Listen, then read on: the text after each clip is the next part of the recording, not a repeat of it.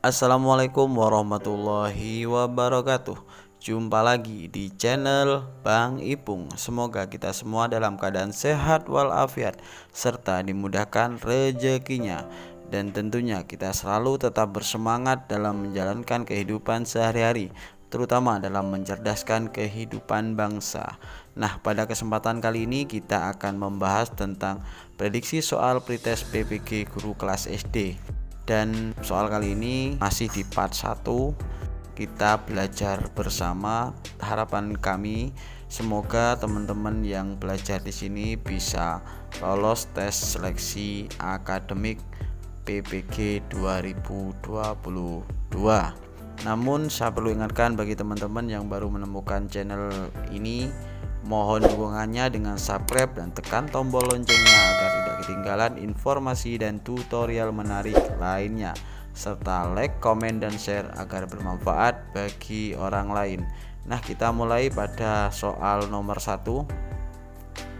Kemampuan bahasa anak mulai berkembang, pemikiran masih statis.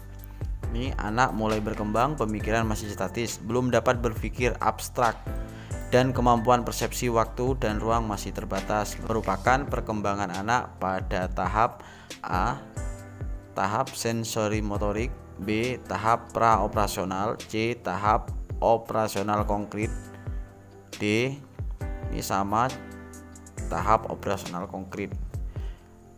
Nah, dalam teori Piaget adalah tahap sensori motor usia 0 sampai 2 tahun. Pada masa ini kemampuan anak terbatas pada gerak-gerak refleks bahasa awal, waktu, sekarang, dan ruang yang dekat saja. Kemudian tahap praoperasional usia 2 sampai 7 tahun. Nah, kemampuan menerima rangsang terbatas, anak mulai berkembang kemampuan bahasa walaupun pemikirannya masih statis dan belum dapat berpikir abstrak. Persepsi waktu dan tempat masih terbatas. Jadi pada berpikir abstrak usia 2 sampai 7 tahun. Lah, ini berarti jawabannya adalah yang B. Lanjut soal yang nomor 2. Seorang anak dengan kemampuan penggunaan kata secara efektif lebih baik lisan, seperti pendongeng, orator, penerjemah, dan sebagainya, maupun tertulis atau tulisan, seperti sastrawan, penulis skenario, drama atau film, fonologi atau bunyi bahasa, semantik atau makna bahasa, dimensi pragmatik atau penggunaan praktis bahasa. Menurut Howard-Gardner, anak tersebut mempunyai kecerdasan A, kecerdasan bahasa, B, kecerdasan logika matematik, C, kecerdasan ruang, D, kecerdasan gerak tubuh. Kalau menurut saya adalah ini merupakan sebuah kecerdasan bahasa ya. Kemudian pembahasannya, kemampuan menggunakan kata secara efektif baik secara lisan maupun tulisan. Kecerdasan ini meliputi kemampuan memanipulasi tata bahasa atau struktur bahasa, fonologi, bunyi bahasa, semantik, makna bahasa, dimensi pragmatik, penggunaan pragmatis bahasa. Penggunaan bahasa mencakup aspek retorika, penggunaan bahasa untuk mempengaruhi orang lain untuk melakukan tindak tertentu. Jadi ini adalah kecerdasan bahasa atau linguistik. Soal nomor 3. Untuk mengetahui kemampuan awal peserta didik, seorang pendidik dapat melakukan A, pengayaan materi, refleksi latar belakang peserta didik, tes awal atau pretest ya. Ini mengetahui kemampuan awal, kata kuncinya adalah kemampuan awal ya, mengetahui kemampuan awal. Kemudian soal yang nomor 4, ini pembahasannya adalah cara untuk mengetahui kemampuan awal peserta didik dapat dilakukan melalui teknis tes, yaitu pretest atau tes awal. Soal nomor 4, dalam mengidentifikasi kasus kesulitan belajar dapat dilakukan dengan metode criterion referenced, yang merupakan bukan tahap metode criterion referenced adalah A, menetapkan angka nilai kualitatif minimal, B, membandingkan prestasi dari setiap siswa dengan angka nilai batas lulus tersebut secara teoritis. Mereka yang angka nilai prestasinya berada di bawah lulus sudah dapat diduga sebagai siswa yang mengalami kesulitan belajar. C, menganalisis kemampuan peserta didik. D, menghimpun siswa diduga mengalami kesulitan belajar serta mencari siswa yang mengalami gejala terparah yang nilainya jauh di bawah siswa penderita kesulitan belajar lainnya.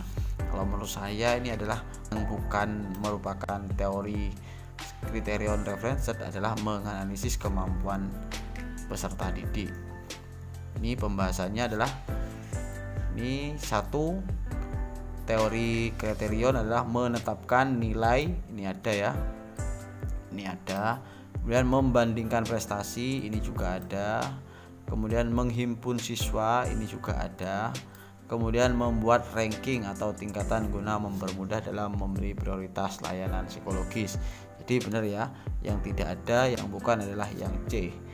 Soal nomor 5. Dalam kompetensi pedagogik, guru menguasai teori belajar dan prinsip-prinsip pembelajaran yang mendidik. Dalam prinsip pembelajaran yang mendidik, guru harus melaksanakan proses pembelajaran sesuai jadwal, menerapkan berbagai pendekatan, strategi, metode, dan teknik pembelajaran yang mendidik secara kreatif dalam mata pelajaran yang diampu. C. Menggunakan strategi pembelajaran. D. Hanya menggunakan teknik pembelajaran. Nah, kata kunci di sini adalah kompetensi pedagogik. Guru menguasai teori belajar dan prinsip pembelajaran yang mendidik. Artinya ini pembelajaran yang mendidik. Dalam prinsip pembelajaran yang mendidik, guru harus, ini bagi saya adalah harus menerapkan berbagai pendekatan, strategi, kemudian metode, kemudian teknik pembelajaran yang mendidik dengan cara kreatif dalam mata pelajaran yang diampu, misalkan IPA, IPS, dan lain sebagainya. Kita coba ke pembahasan. Dalam buku seri peningkatan kompetensi dan kinerja guru, kompetensi pedagogik yang menjadi unsur penilaian kinerja guru adalah kompetensi menguasai teori belajar dan prinsip-prinsip pembelajaran. Dalam kompetensi ini, guru dituntut untuk mampu menetapkan berbagai pendekatan, kemudian strategi, metode, dan teknik pembelajaran. Berarti jawabannya benar yang B. Kemudian soal yang nomor 6. Salah satu unsur strategi pembelajaran adalah mengidentifikasi dan menetapkan spesifikasi dan kualifikasi hasil output dan sasaran atau target yang harus dicapai dengan mempertimbangkan aspirasi dan selera masyarakat yang memerlukannya. Newman dan Logan dalam Bin Samsudin Makmun 2023. Penerapan dari unsur strategi di atas dalam konteks pembelajaran adalah menetapkan spesifikasi kualifikasi tujuan pembelajaran, yakni perubahan profil perilaku dan pribadi peserta didik. B. Mempertimbangkan dan memilih sistem pendekatan pembelajaran yang dipandang paling efektif. C. Mempertimbangkan dan menetapkan langkah-langkah atau prosedur, metode, dan teknik pembelajaran. D. Norma dan batas minimum ukuran keberhasilan atau kriteria dan ukuran baku keberhasilan. Ini unsur strategi pembelajaran dan kualifikasi dari output dan sasaran dengan mempertimbangkan aspirasi selera masyarakat yang memerlukannya dalam buku ini. Penerapan dari unsur strategi di atas dalam konteks pembelajaran yaitu menetapkan spesifikasi dan kualifikasi dari tujuan pembelajaran, yakni perubahan profil perilaku dan pribadi peserta didik. Ini jawabannya adalah A. Kita ke pembahasan. Mengemukakan 4 unsur strategi dari setiap usaha, yaitu itu ya, mengidentifikasi dan menetapkan spesifikasi dan kualifikasi hasil output dan sasaran. Ini ya, jika kita terapkan dalam konteks pembelajaran maka akan dapat menetapkan spesifikasi dan kualifikasi tujuan pembelajaran. Ini ya. Kemudian yang nomor 7, yang ditekankan di dalam strategi pembelajaran interaktif adalah A. Membangun inisiatif individu, kemandirian dan peningkatan diri. B. Diskusi dan sharing antara peserta didik. C. Pembelajaran didominasi arahan dari guru. D. Proses penyampaian materi secara verbal. Ini adalah, ingat, pembelajaran interaktif. Yang benar adalah harus diskusi dan sharing di antara peserta didik sehingga peserta didik dapat berkembang dan dapat berinteraksi dengan sesama temannya. Guru di sini hanya sebagai fasilitator. Kita ke pembahasan. Morgan dalam Agus Supriyono 2012, belajar adalah perubahan perilaku yang bersifat permanen sebagai hasil dari pengalaman. Dalam proses mengajar, seorang guru harus mengajarkan siswa untuk mendengarkan, menyajikan media yang dapat dilihat, memberi kesempatan untuk menulis dan mengajukan pertanyaan atau tanggapan sehingga terjadi dialog kreatif yang menunjukkan proses pembelajaran mengajar yang interaktif. Jadi terjadinya dialog yang kreatif. Berikutnya nomor 8. Pada kurikulum 2013, penyusunan kurikulum dimulai dengan menetapkan SKL atau standar kelulusan berdasarkan kesiapan siswa, tujuan pendidikan nasional dan kebutuhan. Setelah kompetensi ditetapkan, kemudian ditentukan kurikulumnya yang terdiri dari kerangka dasar kurikulum dan struktur kurikulum. Ada beberapa faktor yang harus dikembangkan, antara lain A. Tantangan internal dan eksternal, B. Responsibility, C. Reinforced dan enriched. Jawabannya yang benar adalah tantangan internal dan eksternal. Kita ke pembahasan. Ini tantangan internal, tantangan antara lain kondisi pendidikan dengan tuntutan pendidikan ya. Tadi yang mengacu pada 8 standar nasional pendidikan. Kemudian tantangan eksternalnya adalah yang dihadapi dunia pendidikan, antara lain berkaitan dengan tantangan masa depan, kompetensi yang diperlukan di masa depan. Ini adalah faktor yang harus dikembangkan, antara lain adalah tantangan internal dan eksternal. Kemudian juga penyempurnaan pola pikir, kemudian penguatan tata kelola kurikulum. Berikutnya soal nomor 9. Kurikulum 2013, proses pembelajaran menggunakan pendekatan saintifik. Artinya A. Kurikulum harus mengandung hal yang baru sehingga dapat membantu siswa untuk dapat mengembangkan sistem potensi yang dimilikinya. Ini hal-hal baru, berarti tidak ini ya. B. Menyeleksi nilai dan budaya, mana yang perlu dipertahankan dan mana yang harus dimiliki oleh siswa. Ini juga bukan menyeleksi nilai. Kemudian C. Pembelajaran yang mendorong siswa lebih mampu dalam mengamati, menanya, mengumpulkan informasi, mengasosiasi atau menalar dan mengomunikasikan. Saya lebih memilih ini ya, mengumpulkan informasi dari keadaan di sekitar kita ini ya. Kemudian yang D. Mengembangkan kompetensi dasar berdasarkan pada prinsip akumulatif, saling memperkuat dan memperkaya antar mata pelajaran.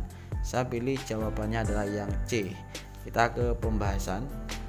Daryanto mengungkapkan bahwa pembelajaran dengan pendekatan saintifik adalah proses pembelajaran yang dirancang sedemikian rupa agar peserta didik secara aktif mengkonstruksi konsep, hukum atau prinsip melalui tahapan-tahapan mengamati, merumuskan masalah, kemudian mengajukan atau merumuskan hipotesis, mengumpulkan data dengan berbagai teknis, menganalisis data dan menarik kesimpulan.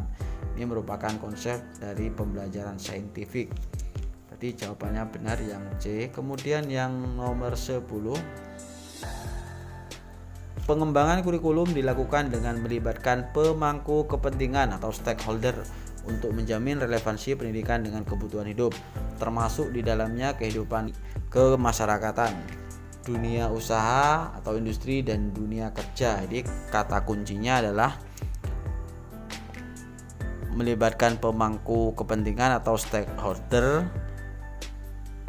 yang menjamin relevansi pendidikan dengan kebutuhan kehidupan di dalam kehidupan masyarakat, dunia industri atau dunia kerja. Kata kuncinya ini ya. A. Tanggap terhadap perkembangan ilmu pengetahuan, teknologi, dan seni. B. Relevan dengan kebutuhan kehidupan. C. Menyeluruh dan berkesinambungan. D. Beragam dan terpadu. ini lebih kepada relevan dengan kebutuhan kehidupan. Nah, ini kita ke pembahasan. Dalam pembelajaran kurikulum itu dilakukan ya, berpusat pada potensi perkembangan kebutuhan dan kepentingan peserta didik serta lingkungannya. Kemudian yang B, beragam dan terpadu. Kurikulum dikembangkan dengan memperhatikan keragaman karakteristik peserta didik, kondisi daerah dan jenjang serta jenis pendidikan tanpa membedakan agama, suku, budaya, dan adat istiadat serta status sosial, ekonomi atau gender. Kemudian sini ada tanggap terhadap perkembangan ilmu pengetahuan. Kurikulum dikembangkan atas dasar kesadaran bahwa ilmu pengetahuan, teknologi, dan seni berkembang secara dinamis. Jadi ilmu pengetahuan itu selalu berkembang. Kemudian relevan dengan kebutuhan kehidupan. Nah ini ya, pengembangan kurikulum dilakukan dengan melibatkan pemangku kepentingan untuk menjamin relevansi pendidikan dengan kebutuhan kehidupan, termasuk diantaranya kehidupan masyarakat, dunia usaha, dan dunia kerja. Jadi relevan dengan kebutuhan hidup ya. Berikutnya yang nomor 11. Kurikulum dikembangkan berdasarkan prinsip bahwa peserta didik memiliki posisi sentral untuk mengembangkan kompetensinya agar menjadi manusia yang beriman dan bertakwa kepada Tuhan Yang Maha Esa, berakhlak mulia, sehat, berilmu, cakap, kreatif, mandiri, dan menjadi warga negara yang demokratis serta bertanggung jawab. Pernyataan tersebut di atas sesuai dengan prinsip pengembangan kurikulum. Jadi dari beberapa prinsip pengembangan kurikulum tersebut ini kita dimana kata kuncinya adalah prinsip bahwa peserta didik memiliki posisi sentral untuk mengembangkan artinya bertakwa kepada Tuhan Yang Maha Esa, berakhlak mulia. Lah, prinsip kurikulum itu berpusat pada apa ya? A. Berpusat pada potensi perkembangan kebutuhan dan kepentingan peserta didik serta lingkungannya. B. Relevan dengan kebutuhan kehidupan. Ini jelas bukan ya. Kemudian belajar sepanjang hayat. Ini bukan. Kemudian tanggap terhadap perkembangan ilmu pengetahuan, teknologi, dan seni. Ini bukan ya. Yang benar adalah berpusat pada potensi perkembangan kebutuhan. Kenapa kita bertakwa kepada Tuhan? Itu merupakan sebuah kebutuhan. Kemudian berakhlak merupakan kepentingan peserta didik dengan lingkungan sekitar ya. Sehat, berilmu, cakap, kreatif, berarti berpusat pada potensi. Pembahasannya tadi yang A sengaja saya kosongi. Ini artinya ya, ini sudah ada penjelasannya, berarti berpusat pada potensi perkembangan kebutuhan dan kepentingan peserta didik serta lingkungannya. Ini ada 1, 2, 3, 4, 5, 6, 7 dari prinsip pengembangan kurikulum. Lanjut ke soal nomor 12. Upaya membimbing siswa untuk mengembangkan keterampilan pengetahuan terlihat dalam upaya guru memberi contoh penting toleransi. B. Mendiskusikan bagaimana mengubah permasalahan di sekitar siswa, melatih bagaimana mempersiapkan kesehatan diri dan lingkungan sekitar. D. Melatih siswa membuat keputusan yang diambil berdasarkan informasi. Kata kuncinya adalah membimbing siswa dalam rangka keterampilan pengetahuan. Kembali lagi, kalau ingin membuat siswa terampil yaitu dengan cara mendiskusikan bagaimana mengubah permasalahan di sekitar ya. Kita ke pembahasan. Keterampilan membimbing diskusi kelompok. Diskusi kelompok merupakan salah satu variasi kegiatan pembelajaran yang dapat digunakan. Diskusi yang berjalan baik dapat meningkatkan kreativitas dan keterampilan berpikir. Diskusi merupakan strategi yang memungkinkan siswa menguasai konsep atau memecahkan masalah. Berikutnya nomor 13. Upaya merancang pengayaan bagi peserta didik yang mencapai ketuntasan belajar optimal tampak dalam kegiatan guru sebagai berikut. Ini ya adalah merancang pengayaan. Tentunya kan kita ada remedi, kemudian ada pengayaan. Kalau remedi adalah bagi siswa yang tidak memenuhi KKM, sedangkan pengayaan adalah bagi siswa yang di atas KKM. Maka kita perlu melakukan pengayaan. A. Memberikan tambahan materi berupa sumber ajar dari pengarang yang berbeda. Bukan ya, ini bukan. Kemudian B. Memberikan tes tambahan dengan tingkat kesukaran yang lebih tinggi. Ini bisa dipertimbangkan. Kemudian yang C. Memberikan tambahan sumber bacaan tambahan yang lebih mendalam dan tingkat variasi yang tinggi. Berikut instrumen tesnya yang sesuai lah. Di sini adalah sumber bacaan tambahan yang lebih tinggi, tingkat variasinya lebih tinggi, dan juga instrumen tesnya.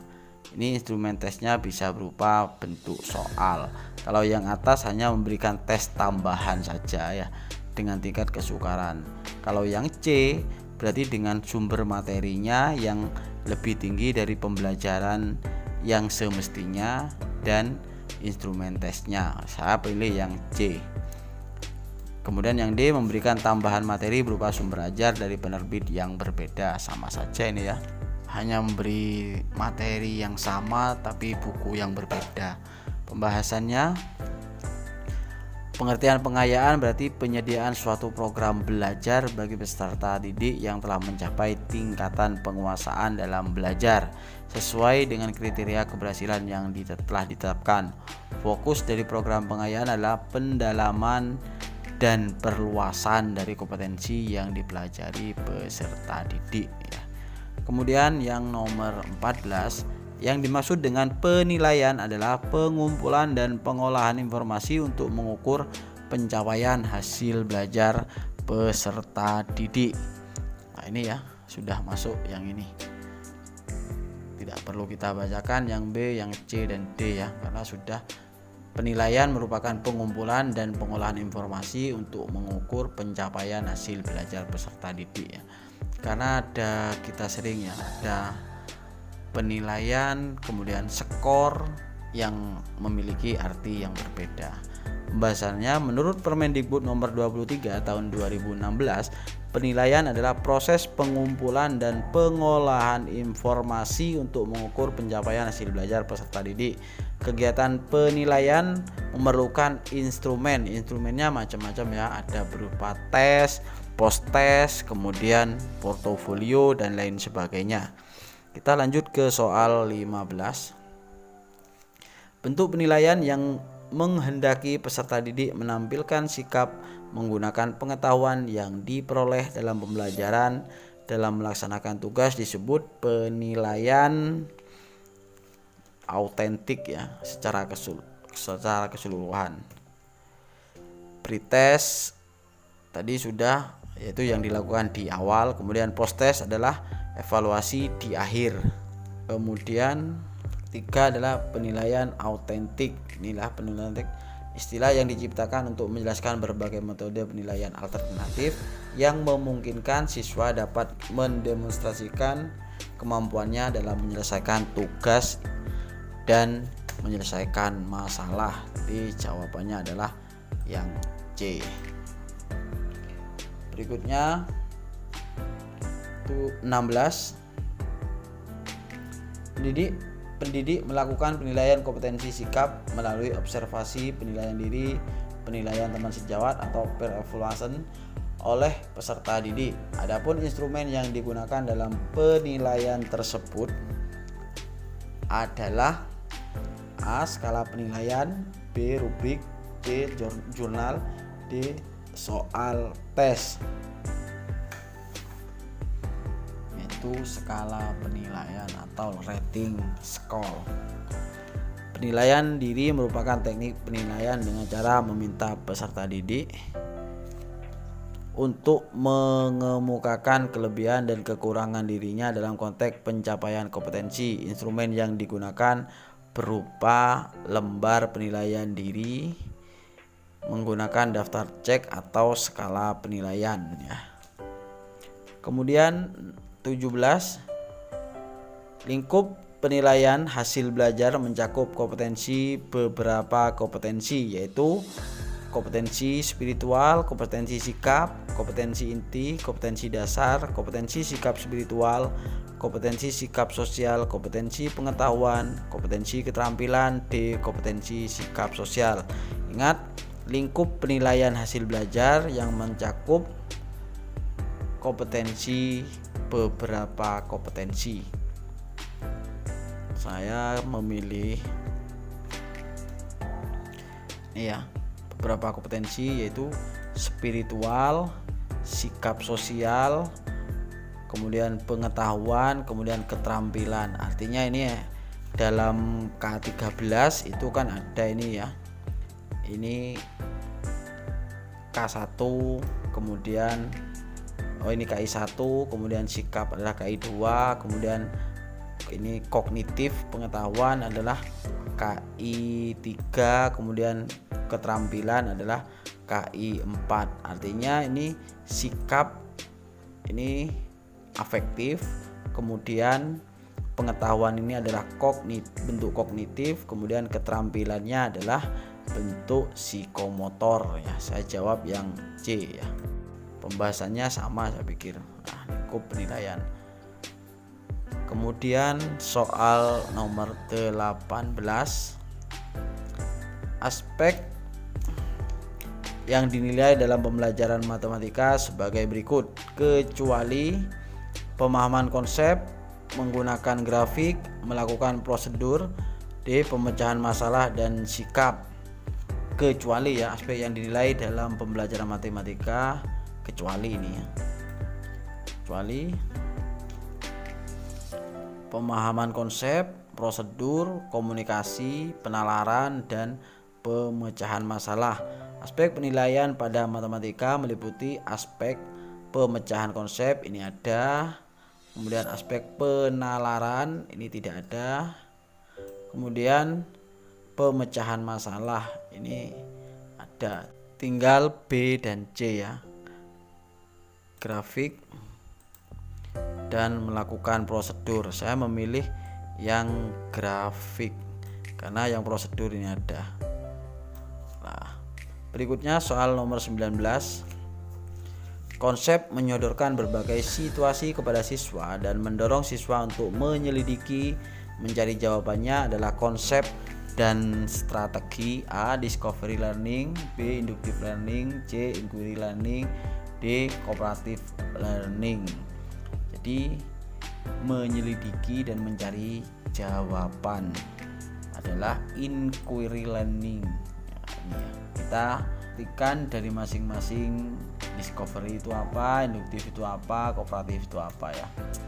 Discovery learning adalah mengarahkan peserta didik untuk menemukan sendiri pengetahuan yang ingin disampaikan dalam pembelajaran. Artinya discovery adalah mengcover peserta didik untuk menemukan sendiri. Kemudian inductive learning adalah kegiatan belajar mengajar.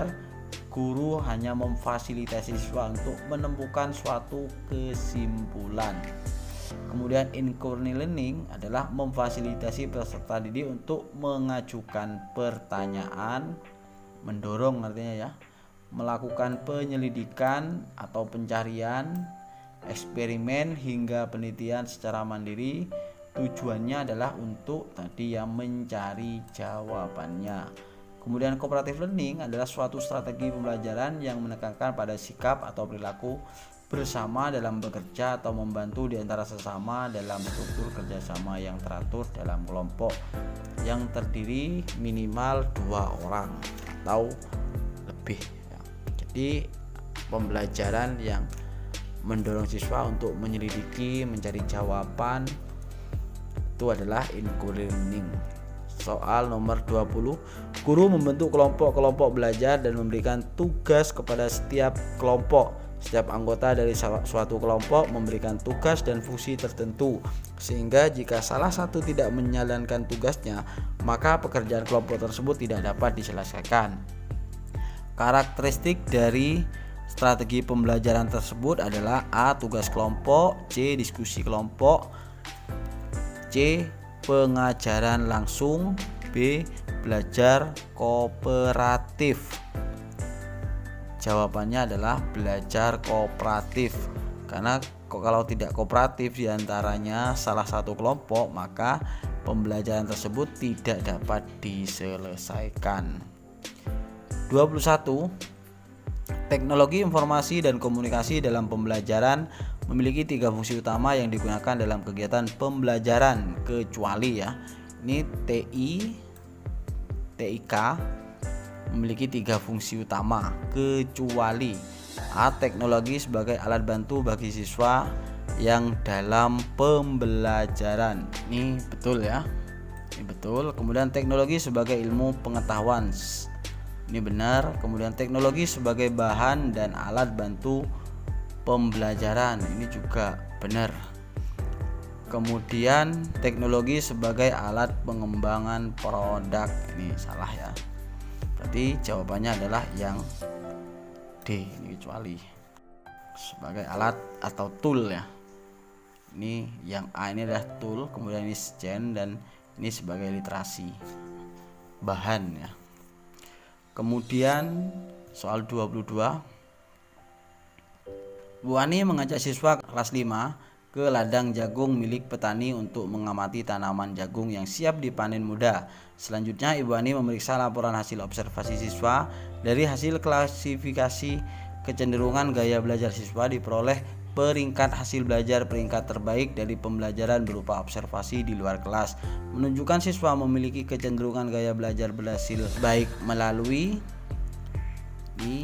kalau di luar kelas itu melakukan observasi pastinya menggunakan visual, kemudian kinestik atau gerak ya.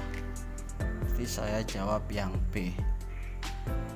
Kemudian yang 23, upaya membimbing siswa untuk mengembangkan keterampilan pengetahuan terlihat dalam upaya guru ini mengembangkan keterampilan atau psikomotor. Terlihat dalam upaya guru A memberi contoh penting toleransi, B mendiskusikan bagaimana mengubah permasalahan di sekitar siswa. Ini tadi soalnya kayak sudah ini. Saya pilih yang B. Berarti bagaimana mempersiapkan kesehatan diri, bukan. Berarti siswa membuat keputusan yang diambil berdasarkan informasi, bukan. Rasanya 5 langkah untuk mengembangkan keterampilan analisis, mulai dengan melatih, mengembangkan, memanfaatkan alat yang akan memberikan kemudahan, terus belajar dari berbagai sumber yang tersedia, ikut berpartisipasi dalam komunitas, terus lakukan stimulasi mental. 5 langkah untuk mengembangkan keterampilan analitis. Kemudian 24, upaya guru menggunakan hasil analisis untuk menentukan ketuntasan belajar antara lain sebagai berikut: menentukan kriteria keberhasilan belajar, mengklasifikasi siswa berdasarkan hasil capaian belajarnya, C mencari letak kelemahan secara umum dilihat dari kriteria keberhasilan yang diharapkan, D merencanakan pengajaran remedi. Ini ya, analisis untuk menentukan ketuntasan belajar antara lain ya. Jadi merencanakan pengajaran remedi. Jadi dari soal nomor 1 kemudian siswa banyak yang salahnya di mana dan lain sebagainya ya, masing-masing indikator. 25, kegemaran anak dalam dongeng atau cerita yang bersifat kritis seperti kisah perjalanan, riwayat para pahlawan dan sebagainya merupakan ciri-ciri anak berusia antara 10 sampai 12 tahun ya. C ini. Iya, usia 10 sampai 12 tahun. Ayah dan ibu mungkin akan terkesima melihat bagaimana si kecil sudah mulai berpikir dan berbicara seperti orang dewasa. Ini mulai mempelajari tentang riwayat atau sejarah. Berikutnya 26, beberapa siswa memiliki kecenderungan belajar berupa mengerjakan soal atau tugas dengan cepat tetapi hasilnya banyak kesalahan. Gaya belajar siswa tersebut adalah A. impulsif, B. reflektif, C. gaya berpikir terikat, D. gaya berpikir bebas. Impulsif ya jawabannya. 27, hal yang mengandung makna Pancasila sebagai kaidah dasar negara bersifat A. jujur dan adil, B. Mengikat dan memaksa. C. Sementara dan selamanya. D. Sebenarnya dan sejujurnya. Ini ya, mengikat dan memaksa. Makna Pancasila sebagai kaidah dasar negara. Mengikat, tidak bisa diganggu gugat ya. Pancasila sebagai dasar negara digunakan sebagai dasar dalam mengatur pemerintahan negara dan penyelenggaraan negara. Selain itu, Pancasila sebagai kaidah dasar negara bersifat mengikat dan memaksa agar melaksanakan, mewariskan dan melestarikan nilai-nilai Pancasila. Soal nomor 28. Penilaian yang didasarkan pada data yang mencerminkan kemampuan yang diukur. Hal tersebut merupakan prinsip penilaian yang A. Adil, B. Objektif, C. Valid, D. Sistematis ya. Ini berarti mencerminkan kemampuan yang diukur adalah secara sistem atau sistematis. Nah, saya jawab yang C ya. Kita ke pembahasan ini ya. Dalam penilaian hasil belajar itu ada sahih dan valid. Penilaian yang didasarkan data yang mencerminkan kemampuan yang diukur. Kemudian yang kedua adalah objektif, berarti penilaian didasarkan pada prosedur. Kemudian adil, tidak menguntungkan atau merugikan peserta didik, artinya sama. Kemudian terpadu, kemudian terbuka, menyeluruh dan berkesinambungan. Sistematis, berarti penilaian dilakukan secara berencana dan bertahap mengikuti langkah-langkah yang baku. Beracuan kriteria dan akuntabel, berarti penilaian yang didasarkan data yang mencerminkan kemampuan yang diukur ya.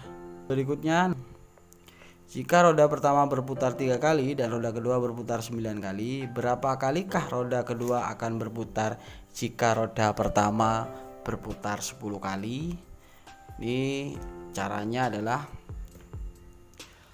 kita anggap roda A putarannya 3 kali, kemudian roda B putarannya adalah 9 kali, maka 3/9, artinya kita sama-sama bagi 3. 3 bagi 3 adalah 1, kemudian 9 bagi 3 adalah 3. Nah, dari sini kita dapat mengalihkan jika 10 kali putaran, maka ini kan roda pertama 3 kali. Ini yang roda pertama adalah A atau roda 1, kemudian ini adalah roda kedua. Nah, berarti yang ditanyakan adalah berapa kalikah roda kedua akan berputar jika roda pertama berputar 10 kali. Jadi roda kedua itu adalah kan tadi perbandingannya 1. Nah, sekarang berarti kalau 10 kali ini dikalikan 3 kali maka sama dengan 30. Maka sama dengan adalah 30. Maka jawabannya adalah yang A. Soal nomor 30. Serangkaian kegiatan yang sistematik untuk dapat menentukan manfaat atau kegunaan suatu objek atau program adalah A. Pengukuran, evaluasi, penilaian, dan pretest ya. Ini adalah evaluasi ya. Karena ada bentuk penilaian, pengukuran, evaluasi, kemudian ada tes. Oke, itu saja yang bisa kami sampaikan dan kita dapat belajar bersama-sama. Semoga bermanfaat bagi kita semuanya dan semoga teman-teman bisa lulus pretest PPG dalam jabatan tahun 2022. Mungkin ada kekurangan dari kami, mohon maaf dan terima kasih telah mengunjungi channel kami. Assalamualaikum warahmatullahi wabarakatuh. Salam sehat semuanya.